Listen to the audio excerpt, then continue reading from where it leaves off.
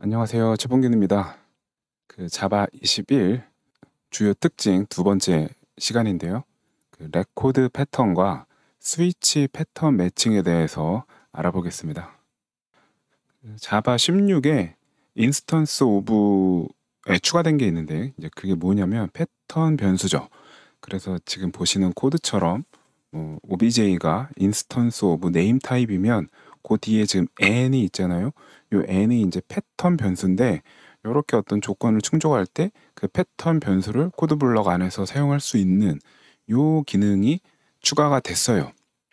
그런데 자바 21에서는 레코드 패턴이라는 게 더 추가가 됐습니다. 요건 뭐냐면 레코드의 구성 요소까지 패턴 변수로 사용할 수 있는 기능이에요. 예를 들어 그 첫 번째 왼쪽에 보면 name이라는 이름을 갖는 레코드 타입이 있는데 요거는 구성 요소가 first하고 last 이렇게 두 개가 있죠. 이럴 때 오른쪽과 같이 instance of 한 다음에 name, string f, string l 이런 식으로 매칭을 할 수 있는 거예요. 저런 식의 패턴을 이용해서 이렇게 되면 OBJ가 name 타입일 때 그때 첫 번째 저 first 값이 f에 할당이 되고 두 번째 last 값이 저 l에 할당이 되는 거예요. 그래서 코드 블럭에서 저 f와 l로 name 그 레코드 타입 값에 접근할 수 있는 거죠. 이 레코드 패턴은 중첩도 처리해 줄 수 있어요. 그래서 이제 중간에 있는 멤버 타입이 있는데 이 멤버 타입이 네임 레코드 타입을 두 개를 갖고 있죠. 이런 경우에 오른쪽 중간에 있는 코드처럼 멤버하고 네임은 네임, 또 네임은 또 여기 레코드 패턴으로 저렇게 풀어서 이렇게 중첩된 레코드 타입까지도 패턴으로 쓸 수가 있어요. 지네릭도 가능해요. 이제 세 번째 이 페어 레코드 타입을 보면 T1, T2라는 지네릭 파라미터를 갖고 있잖아요. 이런 경우에 오른쪽에 보는 코드처럼 페어 스트링 s 인테저 i 이 경우는 이제 T1이 스트링이고 T2가 인테저인 그 페어랑 일치할 거고 두 번째 페어 인테저 i 스트링 s 이러면 T1이 인테저고 T2가 스트링인 그런 페어 타입하고 매칭이 되는 거죠. 이렇게 자바 21에 레코드 패턴이 추가가 됐습니다. 또 이제 스위치에 대해서 알아볼 건데 스위치에 좋은 것들이 많이 추가가 됐어요. 이제 첫 번째는 널을 드디어 비교할 수 있게 됐어요. 이제 자바 21 이전에는 스위치 안에 들어가는 그 값 있죠.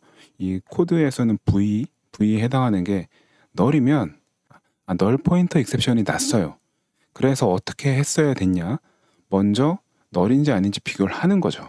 그리고 널이면 별도 처리를 하고 널이 아닐 때 스위치의 값을 전달하는 식으로 해야 됐는데 자바 21 되면서 케이스 널로 비교할 수 있게 됐어요. 그래서 V가 널 가능성이 있을 때 왼쪽처럼 별도의 if를 이용해서 널을 비교할 필요가 없이 그냥 케이스에서 바로 널이냐를 비교할 수 있게 된 거죠. 그래서 이제 조금 더 코드가 간단해지겠죠. 또 스위치에 패턴이 생겼습니다. 패턴 매칭. 다른 언어들처럼 그렇게 되게 강력하다 이런 건 아닌데 일단 패턴 매칭이 추가가 된 것만으로도 이제 코드가 아마도 좋아지지 않을까, 조금 더 간단해지지 않을까 생각이 들어요. 간단하게 좀 예를 보면 왼쪽 자바 21 이전 버전의 코드죠.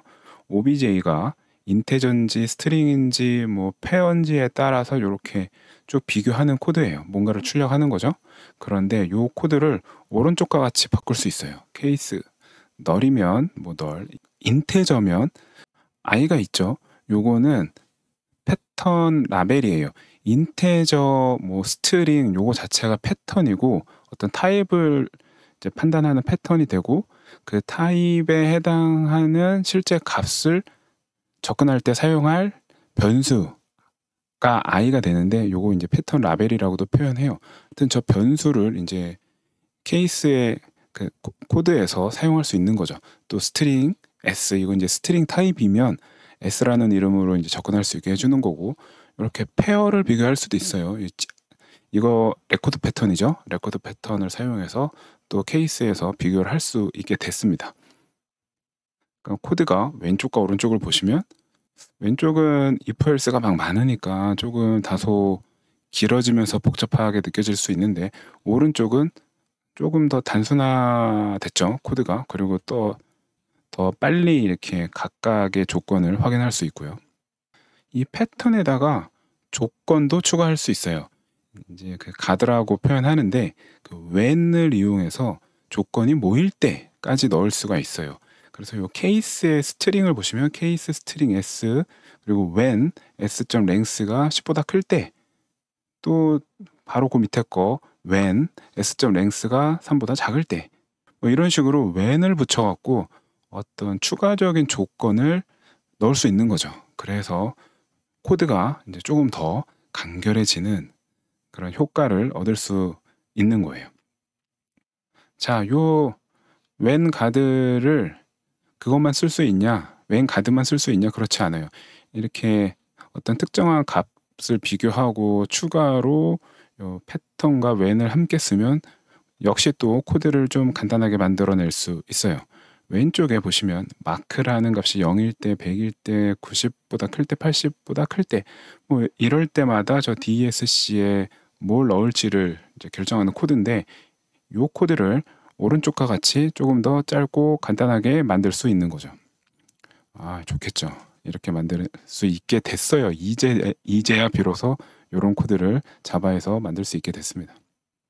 그런데 이제 주의할 점은 스위치의 이제 스위치가 이제 값을 생성하는 식도 가능하잖아요. 이렇게 화살표를 이용해서 구조를 만들 때, 이럴 때는 모든 경우를 반드시 다뤄야 돼요. 예를 들어 요 지금 위에 코드를 보면 O 변수의 타입이 오브젝트잖아요. 그런데 케이스를 봤더니 인테저하고 스트링만 비교를 해요. 그러면 저 외에도 많은 타입이 있을 텐데 그 다른 타입에 대해서는 뭔가 처리가 안 되는 거잖아요. 이렇게 어떤 스위치의 비교 대상이 모든 경우의 수를 다루지 않으면 컴파일러가 에러를 내요. 이런 건 그럼 어떻게 해결하냐? 아래처럼 뭔가 디폴트를 넣어준다든가 실제로 모든 경우의 수를 다 때려 박는다든가 해야겠죠. 땡땡 콜론으로 이제 하는 스위치문, 요때에도 주의할 점이 있는데 그건 뭐냐면 패턴 라벨 저 변수요. 인테저 i, 요 i 혹은 스트링 s 할 때 저 s, 요것을 이제 패턴 라벨이라고 하는데, 요 패턴 라벨은 이렇게 폴스로 우리 왜 그 케이스에서 브레이크가 없으면 계속 나머지 케이스를 다 실행하잖아요. 저렇게 패턴 라벨이 있으면 폴스로를 하면 안 돼요. 무조건 브레이크를 정확하게 넣어줘야 돼요. 사실 이게 논리적으로 좀 맞잖아요. 이 왼쪽에 예를 들어 저 5가 인테저라고 생각을 해보면 인테저는 i 하고 찍겠죠. 그리고 폴스로가 만약에 된다라고 치면 그 밑에 스트링 s가 출력이 될 거예요. 스트링 타입이 아니니까 s가 말이 안 되잖아요. 그래서 이렇게 패턴 라벨을 사용하는 경우에는 브레이크가 필요하다. 오른쪽처럼 브레이크가 필요하다. 또는 오른쪽의 두 번째 코드처럼 그냥 케이스 하나 그리고 바로 디폴트, 이런 경우에만 폴스로우가 된다라는 거예요. 정리를 해보면 레코드 패턴 스위치에서 일단 사용 가능하기 때문에 뭐 좀 나름 용도가 있을 것 같다. 그리고 널이 들어가서 불필요한 if를 작성하지 않아도 된다. 그 다음에 스위치에 타입 패턴 매칭이 들어가서 진짜 좋아졌다. when 들어가서 역시 또 좋아졌다. 이걸 통해서 복잡한 if else 블럭 혹은 다소 길어지는 if else 블럭을 스위치로 대체해서 좀 짧게 간결하게 표현할 수 있게 됐다라는 거죠. 이번 영상 여기서 마치겠습니다.